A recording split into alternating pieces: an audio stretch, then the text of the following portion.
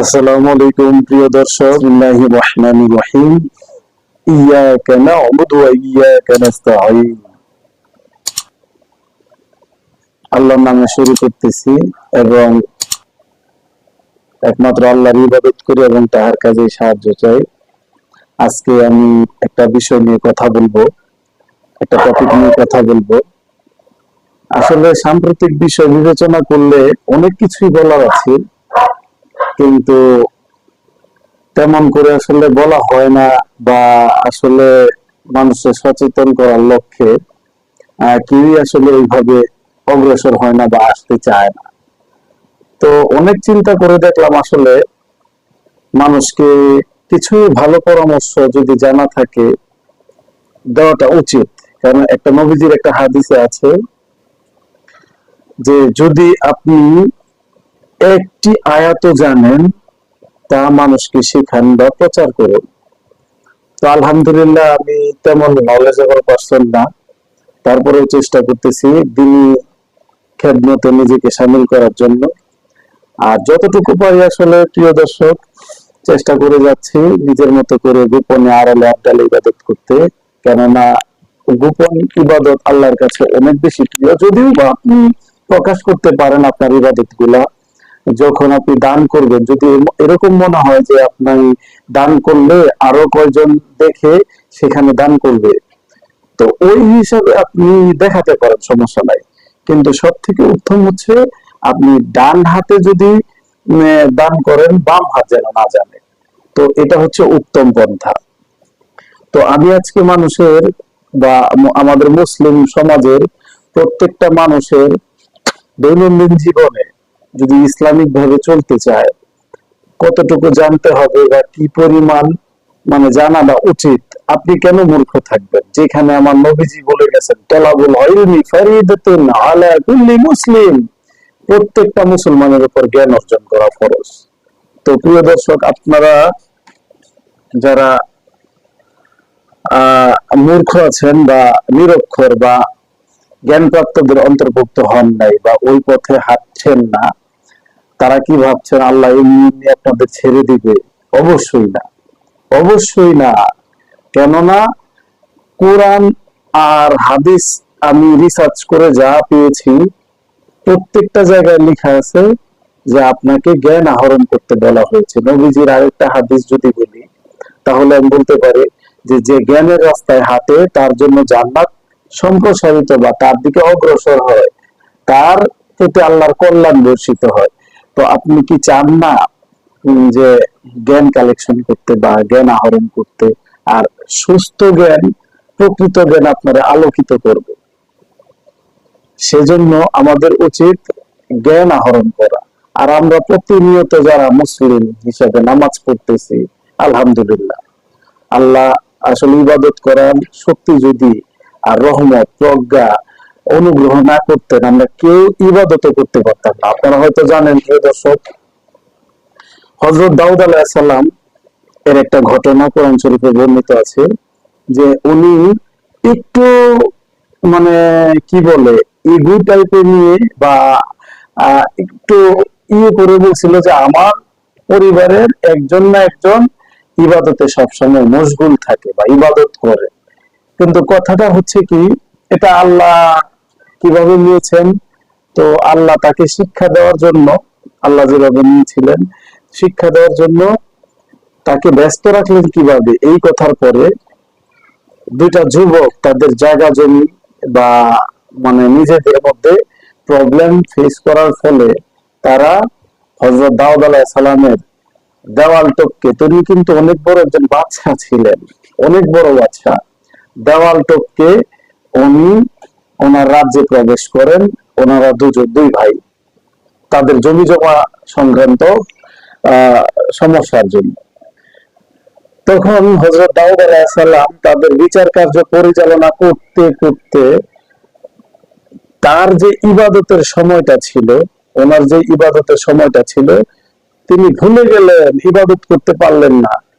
যখন অনেকটা সময় অতিবাহিত হইল, তখন উনি বুঝতে পারলেন যে উনি কোন জায়গায় গলত করছেন। একজন নবী, আল্লাহ তাদের মাধ্যমে তো মানুষের জন্য শিক্ষা রেখে গেছেন। নবীদের আল্লাহ ইচ্ছে করে তাদের মাধ্যমে কিছু, ভুল বলবো না, তাদের মাধ্যমে কিছু কার্যকলাপ করেছেন, যার ফলে মানব জাতি বুঝতে পারে যে তাদের আসলে কি করণীয়। তো এখানে দাউদ আলাইহিস সালাম যখন বুঝতে পারলেন, তিনি সিজদায় অবনত হয়ে গেলেন। তিনি বুঝতে পারলেন মহান আল্লাহ যদি কারো প্রতি অনুগ্রহ না করেন, কারো কল্যাণ কামনা না করেন, কারো প্রতি যদি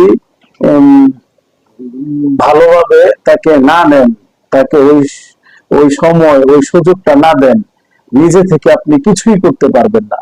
you can do nothing because everything is controlled by Allah. You should trust on this matter. তো ওই হিসেবে আপনি চিন্তা করে দেখেন, আমরা যারা মুসলিম নামাজ পড়তেছি, প্রত্যেকটা কাজ করতেছি, তো আমাদের কাজগুলা যেন ভালোভাবে করা যায়, আল্লাহর সান্নিধ্য পাওয়া যায়, ওইভাবেই করতে হবে। আপনি নামাজ পড়তেছি, কিন্তু নামাজে কি পড়তেছি, অনেক মুসলিম, আমি যদি মানে গড় হিসেব করেও বলি, 100-র মধ্যে 95% হয়তো বা জানে না তারা নামাজের মধ্যে কি পড়তেছে, মানে কি রাতে কি পড়তেছে। তাহলে একাগ্র চিত্তে আপনি কিভাবে ইবাদত করবেন, যেখানে আল্লাহ সূরা ইনশিরাতে বলছে ওয়া ইলা রাব্বিকা ফারগাব ফাইযা ফারাগতা ফানসাব ওয়া ইলা রাব্বিকা ফারগাব, মানে হচ্ছে যখনই তুমি একটু অবসর সময় পাও, একাগ্র চিত্তে আল্লাহর ইবাদতে মশগুল হও এবং তার প্রতি মনোনিবেশ করিও। তো আমরা কি ওই অবসর সময়টা পেলে আল্লাহর ইবাদতে মশগুল হই?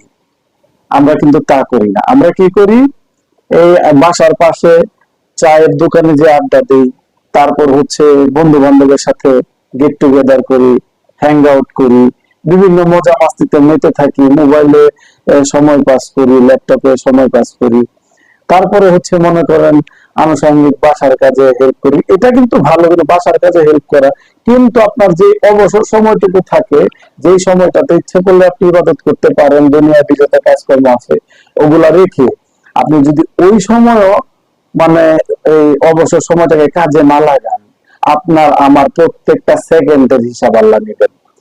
আল্লাহ কোরআন শরীফে বলে দিয়েছেন, আপনারা ভালো করে পড়লে দেখবেন, ইন্নাল্লাহা শাদীদুল ইকাব, আল্লাহ হিসাব গ্রহণে অত্যন্ত কঠোর। তা আমি ছোট্ট জ্ঞানে যতটুকু চেষ্টা করি, তো রিসার্চ করার চেষ্টা করি, আলহামদুলিল্লাহ।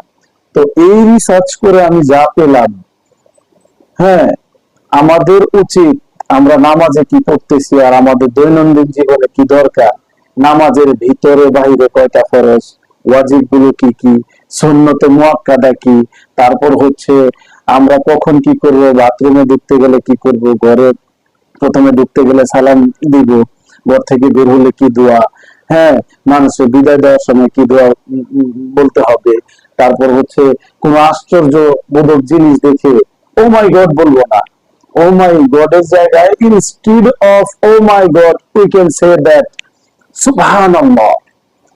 This is the right way to say something like this. Even though if I start to say like, if you treat someone very well, then if you ask him that how was that, if he say alhamdulillah, it will be the better things instead of thank you or good. আমরা বলতে পারি মানে কিছু ভালো জিনিস গ্রহণ করার পরে আলহামদুলিল্লাহ, সকল প্রশংসা একমাত্র আল্লাহ তাআলা, কিন্তু আমরা কি তা করি? আমরা বলি কি থ্যাংক ইউ, বা কি বলে ভালো, গুড, ভেরি গুড, এগুলা বলি। কিন্তু এখানে আরেকটা কথা হচ্ছে, আমরা কারো কাছ থেকে কোনো উপকার গ্রহণ করে বা কোনো কিছু যদি তাকে কারো উপকৃত হয় বা খুব খুশি হয়, তখন আমরা কি বলি? Thank you. আসলে এই কথাটা ভুল, আমরা কখনোই থ্যাংক ইউ বলবো না। As a Muslim we can say there that জাযাকাল্লাহ খায়র। মানে কি? মানে হচ্ছে খুব সুন্দর এখানে একটা অর্থ দাঁড়ায়, কিন্তু আপনি যদি এই জাযাকাল্লাহ খায়রের জায়গায় আপনি যদি থ্যাংক ইউ বলেন, এটা আমাদের মুসলিমের কালচার হইতে পারে না। এইভাবে আসলে বলা ঠিক না, মানে সোফারে যাই ঠিক। তো প্রত্যেকটা মুসলিমের চিন্তা করে দেখা উচিত, কারণ প্রথমেই বলা হয়েছে জালিকাল কিতাব লা রাইবা ফি, এই সেই কিতাব যেখানে একটু সন্দেহ নাই, হুদাল লিল মুত্তাকিন, মুত্তাকিদের জন্য ইহা পথ প্রদর্শক। তো আমরা সবকিছু জেনে বুঝে কোরআন শরীফ যে একদম মহাগ্রন্থ, আল্লাহর কাছ থেকে এসেছেন, প্রফেট মুহাম্মদ সাল্লাল্লাহু আলাইহি সাল্লামের উপর নাযিল হয়েছেন, তিনি ছিলেন পৃথিবীর সব থেকে ভালো মানুষ, সব থেকে ইম্প্যাক্টফুল পার্সন, যার প্রভাবে সারা পৃথিবী আলোকিত। আর দা 100 বুক যে লিখছেন একজন খ্রিস্টান গবেষক, তিনিও হযরত মুহাম্মদ সাল্লাল্লাহু আলাইহি সাল্লাম, সবাই বলেন সাল্লাল্লাহু আলাইহি সাল্লাম, উনি আমাদের নবীকে পৃথিবীর 1 নাম্বার ব্যক্তিত্ব, 1 নাম্বার মানুষ হিসেবে গণ্য করেছেন তার 100 বুকে, 100 জন ইম্প্যাক্টফুল পার্সনের মধ্যে। তাহলে আপনি কিভাবে বলতে পারেন ওই লোকটা দেখানো পর আপনার জন্য ভালো লাগতেছে না? শয়তানের ওয়াসওয়াসায়, শয়তানের খারাপ কাজগুলা করে যদি আপনি মনে করেন যে আপনার খুব ভালো লাগতেছে সাময়িকভাবে, কিন্তু প্রত্যেকটা জিনিসের হিসাব কিন্তু আল্লাহ নেবেন। আপনি যেহেতু জানেন এই কিতাবে কোনো সন্দেহ নাই, প্রত্যেকটা বিষয় সত্য, আল্লাহর বাণীগুলাও তাহলে সত্য। এখানে আল্লাহ উপদেশ দিয়েছেন কখনোই তোমরা শয়তানের পদাঙ্ক অনুসরণ করো না। কোরআন শরীফ আপনারা যদি না, আপনাদের আমি সাজেস্ট করি আপনারা পড়ুন, অবশ্যই ইনশাআল্লাহ আপনারা বুঝতে পারবেন যে বিভিন্ন জায়গায় পাবেন তোমরা শয়তানের পদাঙ্ক অনুসরণ করো না। আমার উপদেশ তো তারাই মেনে চলে যারা জ্ঞানী। আসলে কি আমরা জ্ঞান প্রাপ্তদের অন্তর্ভুক্ত হইতে পারছি? হইতে পারি নাই। কেন হইতে পারি নাই? কারণ আমরা ওইভাবে বুঝি না, আমরা আরবি পড়ি না, অর্থ বুঝি না।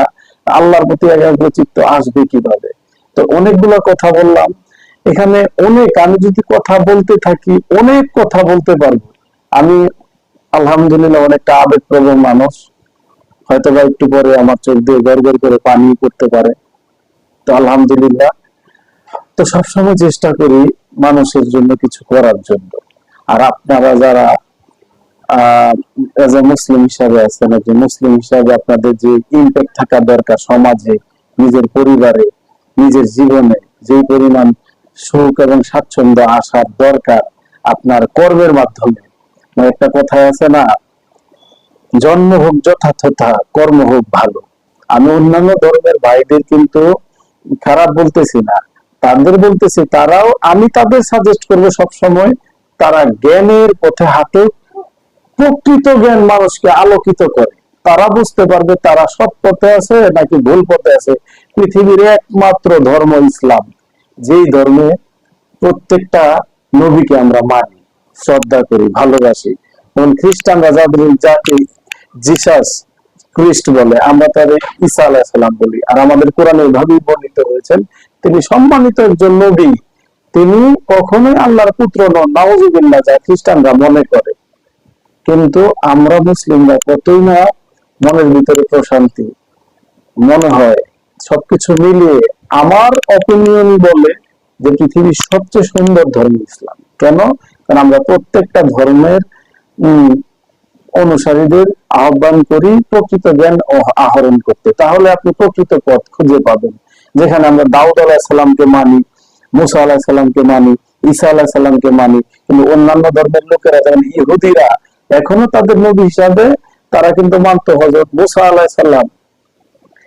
বনি ইসরাইল মানে হচ্ছে আমাদের ইয়াকুব আলাইহিস সালামের নাম ছিল, আর একটা নাম ছিল বনি ইসরাইল।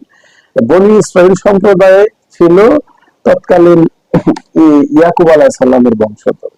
কিন্তু তারা আস্তে আস্তে যখন তাদের নবীকে তারা চিনতে পারলো না, হযরত ঈসা আলাইহিস সালাম, তারা মানলো না। তারা মনে করলো উনি কিভাবে নবী হতে পারে। ওনাকে তারা আরো খারাপ ভাষায়, অকথ্য ভাষায় সম্বোধন করলো। ওনার যে হযরত মরিয়ম আলাইহিস সালাম ছিলেন, তো ওনাকেও তারা কটাক্ষ করে কথা বললো, যিনি আল্লাহর কুদরতে জন্মগ্রহণ করেছিলেন। সেখানে তারা কোনো পুরুষ হিন্দাবে কেন হইল হযরত ঈসা আলাইহিস সালাম। আধুনিক খ্রিস্টানরাও তাকে মানতে চায় না, অথচ আমরা মুসলিমরা কি পরিমাণ আলহামদুলিল্লাহ সৎ পথে আছি। চিন্তা করুন যে আমরাই সবাইকে মেনে চলি। কিন্তু শেষ নবী হযরত মুহাম্মদ সাল্লাল্লাহু আলাইহি সাল্লাম উনি হচ্ছেন আমাদের আসল নবী। আসল নবী বলতে আমি এটাই বোঝাচ্ছি যে ওনাকেই সব নবী মানুষের আদর্শ হিসাবে ওনাকে পৃথিবীতে পাঠানো হয়েছে, উনি ওনাকে সবাই মানবে, তো আমরা মেনে চলি আলহামদুলিল্লাহ। তো প্রিয় দর্শক, অনেক কথা বললাম, আপনাদের সাথে আরো অনেকগুলা বিষয় নিয়ে আমি কথা বলবো। আজকের জন্য বিদায় নিচ্ছি। আসসালামু আলাইকুম। আমার জন্য দোয়া করবেন, আর আল্লাহ যেন আমার জ্ঞান, আমার প্রজ্ঞা বাড়িয়ে দেন। আপনাদের কাছে বিনীতভাবে আমি দোয়া চাচ্ছি। রব্বি জিদনি ইলমা, হে আল্লাহ আমার জ্ঞানকে আপনি বাড়িয়ে দিন।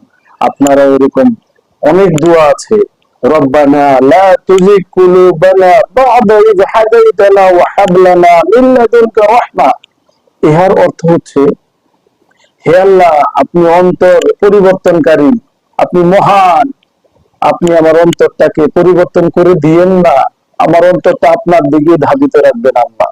আস্তাগফিরুল্লাহ আস্তাগফিরুল্লাহ, আল্লাহুম্মা গফিরলি ওয়ারহামনি ওয়াহদিনি ওয়াফিনি ওয়ারযুকনি ওয়াজবুরনি। এই দোয়াগুলো সবসময় করবেন। এখানে রহমতের কথা বলা হচ্ছে, বরকতের কথা বলা হচ্ছে, অনেকগুলা কথা বলা হয়েছে। তো আপনারা অর্থগুলা পড়বেন, তাহলে বুঝতে পারবেন। আপনারা প্রকৃতি ইসলামে ঢুকতে আল্লাহ কোরআন শরীফের আরেকটা আয়াতে বলছেন যে, হে ইমানদারগণ, তোমরা পরিপূর্ণভাবে মুসলিম হয়ে বা ইমান নিয়ে আমার কাছে আসো, প্রশান্ত চিত্তে, প্রশান্ত আত্মা, আমার কাছে প্রশান্ত মনে, হ্যাঁ, আস্থাভাজন হয়ে ফিরে আসো। তো এগুলা নিয়ে আমি আরেকদিন কথা বলবো। আজকের জন্য বিদায় নিচ্ছি। আমার জন্য দোয়া করবেন। আসসালামু আলাইকুম। ভালো থাকবেন। আসসালামু আলাইকুম।